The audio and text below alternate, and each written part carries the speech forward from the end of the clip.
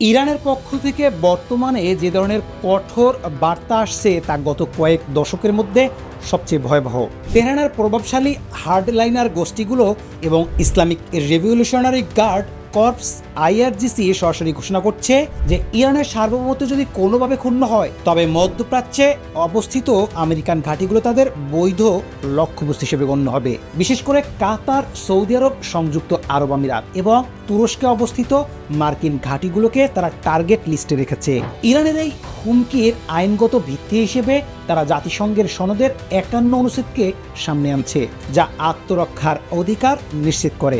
১৭ই জানুয়ারি ইরানের রাষ্ট্রীয় সংবাদ মাধ্যমগুলো এই প্রচারণাকে তুঙ্গে নিয়ে গেছে। তবে লক্ষণীয় বিষয় হলো সুপ্রিম লিডার আয়াতুল্লাহ খামেনির দপ্তর থেকে এখন পর্যন্ত কোনো চূড়ান্ত যুদ্ধের নির্দেশনা আসেনি। তেহরানের অভ্যন্তরেও একটি স্পষ্ট বিভাজন পরিলক্ষিত হচ্ছে। যেখানে কট্টরপন্থীরা আমেরিকানদের উপর সরাসরি আঘাত চায়, সেখানে মডারেটররা কূটনৈতিক আলোচনার মাধ্যমে উত্তেজনা প্রশমনের পক্ষপাতী। এই দোদুল্যমান অবস্থার মধ্যেই লোহিত সাগরে হুতিদের সক্রিয়তা এবং আরব সাগরে মার্কিন নৌবাহিনীর উপস্থিতি পরিস্থিতিকে এক জটিল বিস্ফোরক করে তুলেছে।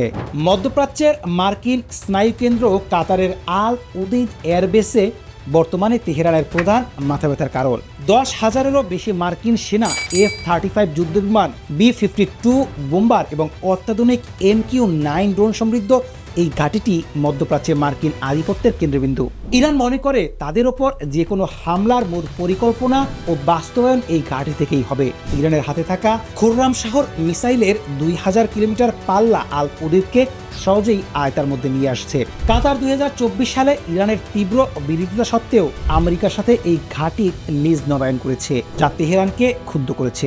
১৭ই জানুয়ারি পাওয়া পর্যন্ত সর্বশেষ তথ্য অনুযায়ী আল উদেইদ ঘাঁটিটি প্যাট্রিয়ট মিসাইল ডিফেন্স সিস্টেমকে সর্বোচ্চ সতর্ক অবস্থায় রাখছে। কাতার একদিকে ইরানের সাথে বিশাল গ্যাস ফিল্ড শেয়ার করছে, অন্যদিকে আমেরিকার সবচেয়ে বড় ঘাঁটি লালন করছে। এই দ্বিমুখী অবস্থান এখন এক কঠিন অগ্নি পরীক্ষার সম্মুখীন। আল উদেইদে একটি ছোট্ট আঘাতও পুরো মধ্যপ্রাচ্যকে আমেরিকার সাথে সরাসরি যুদ্ধে জড়িয়ে ফেলতে পারে। ইরান যদি সত্যি কাতারের ঘাঁটিতে হামলা চালায় তবে তার প্রভাব কেবল এই দুই দেশের মধ্যে সীমাবদ্ধ থাকবে না। এটি একটি চেইন রিয়াকশনের মাধ্যমে জিসিসি দেশগুলো যেমন সৌদি আরব, বাহরাইন এবং আরব আমিরাতকে যুদ্ধের ময়দানে টেনে আনবে। আরও জটিল বিষয় হলো তুরস্কের ইনকিরলিক ঘাঁটি। তুরস্কের ন্যাটো সদস্য হয়, সেখানে কোনো আক্রমণ ন্যাটোর সম্মিলিত প্রতিরক্ষা নীতিকে উস্কে দিতে পারে। ১৭ই জানুয়ারির বিশ্ববাজারে তেলের দাম ১ লাফে ৫% বেড়ে ব্যারেল প্রতি $৮৫ পৌঁছেছে, যা বৈশ্বিক অর্থনীতির জন্য একটি অশনি সংকেত। লোহিত সাগরে হুতিদের আক্রমণের ফলে ইতিমধ্যেই প্রায় $1 ট্রিলিয়ন বাণিজ্য ক্ষতিগ্রস্ত হয়েছে। গলফ অঞ্চল, ভূমধ্যসাগর পর্যন্ত এই সামরিক উত্তেজনা যদি পূর্ণাঙ্গ যুদ্ধের রূপ নেয় তবে বিশ্ব অর্থনীতি এক নজিরবিহীন মন্দার কবলে পড়বে। ইসরায়েলের আইডিএফ ইতিমধ্যে তাদের অ্যারো এবং আয়রন ডোম সিস্টেমকে ইরানের সম্ভাব্য ব্যারেজ আক্রমণের বিরুদ্ধে প্রস্তুত রাখছে, যা যুদ্ধের বিস্তারকে আরও স্পষ্ট করেছে। কাতার বর্তমানে বিশ্বের সবচেয়ে বিপজ্জনক কূটনৈতিক অবস্থানে দাঁড়িয়ে আছে। দোহা এবং তেহরান বিশ্বের বৃহত্তম নন অয়েল গ্যাস ফিল্ড শেয়ার করে, যা ইরানের বার্ষিক $20 বিলিয়ন আয়ের উৎস।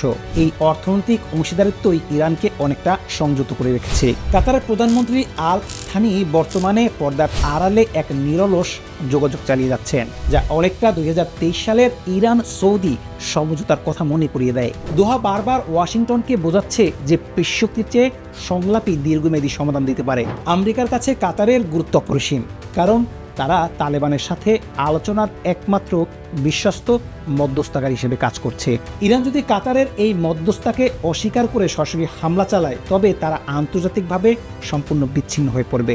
অন্যদিকে কাতার যদি আমেরিকার সামরিক কার্যক্রম নিয়ন্ত্রণে ব্যর্থ হয় তবে তারা ইরানের দীর্ঘদিনের বন্ধুত্ব হারাবে। ১৭ই জানুয়ারির মার্কিন প্রেসিডেন্টের ট্রাম্পের পুনরায় দেওয়া সতর্ক বার্তা পরিস্থিতিকে আরও ঘোলাটে করেছে। তিনি একদিকে নিউক্লিয়ার আলোচনার দরজা খোলা রাখার কথা বলছেন, অন্যদিকে প্ররোচিত হলে সর্বোচ্চ চাপ নীতিতে ফেরার হুমকি দিচ্ছেন। ওয়াশিংটনের এই দ্বিমুখী কৌশল ইরানকে কর্নার করার চেষ্টা করছে। জাতিসংঘ মহাসচিব বারবার হুঁশিয়ারি দিচ্ছেন যে একটি সামান্য ভুল হিসেব, যা একটি মিসাইল ফায়ার পুরো অঞ্চলকে বিপর্যয়কর যুদ্ধের দিকে ঠেলে দিতে পারে। ওমান এবং সংযুক্ত আরব আমিরাত বর্তমানে আমেরিকার সাথে ইরানের ব্যাক চ্যানেল বা গোপন আলোচনার সুযোগ তৈরি করতে কাজ করছে। তেহরানের জন্য এখন সিদ্ধান্ত নেওয়ার মুহূর্ত। তারা কি অভ্যন্তরীণ চাপে পড়ে আবেগের বশবর্তী হয়ে যুদ্ধে জড়াবে, নাকি কাতারের দেওয়া কূটনৈতিক প্রস্তাব গ্রহণ করে নিজেদের অস্তিত্ব রক্ষা করবে? এখন প্রশ্ন হচ্ছে, কোন পথে যাবে তেহরান? তেহরানের সামনে এখন দুটি পথ খোলা আছে। প্রথমত, হুতি এবং হিজবুল্লার মতো প্রক্সিদের মাধ্যমে ছোটখাটো আঘাত হেনে নিজেদের সক্ষমতা প্রদর্শন করা এবং সরাসরি যুদ্ধ এড়িয়ে যাওয়া। দ্বিতীয়ত, সরাসরি আল উদৈদ বা কোনো মার্কিন ঘাঁটিতে মিসাইল হামলা চালিয়ে নিজেদের সার্বভৌমত্বের চরম প্রতিশোধ নেওয়া। 17 জানুয়ারি পর্যন্ত তেহরানের যে সুর, তাতে দ্বিতীয় পথটির আশঙ্কা উড়িয়ে দেওয়া যাচ্ছে না। তবে ওমানের মধ্যস্থতায় যদি কোনো বড় ধরনের ছাড়ের প্রস্তাব আসে, তবে হয়তো পরিস্থিতি শান্ত হতে পারে। তেহরান জানে যে সরাসরি যুদ্ধে নামলে তাদের শাসন ব্যবস্থা হুমকির মুখে পড়বে, কিন্তু ক্রমাগত আমেরিকান ঘেরাও এবং ইসরায়েলি আগ্রাসন তাদের পিঠ দেয়ালে ঠেকিয়ে দিয়েছে। পুরো পৃথিবী এখন শ্বাসরুদ্ধকর অবস্থা দেখছে। পারস্য উপসাগরীয় এই আগুনের পাত্রটি শেষ পর্যন্ত জ্বলে ওঠে, নাকি কূটনৈতিক দক্ষতায় নিভিয়ে ফেলা সম্ভব? এটাই এখন দেখার বিষয়।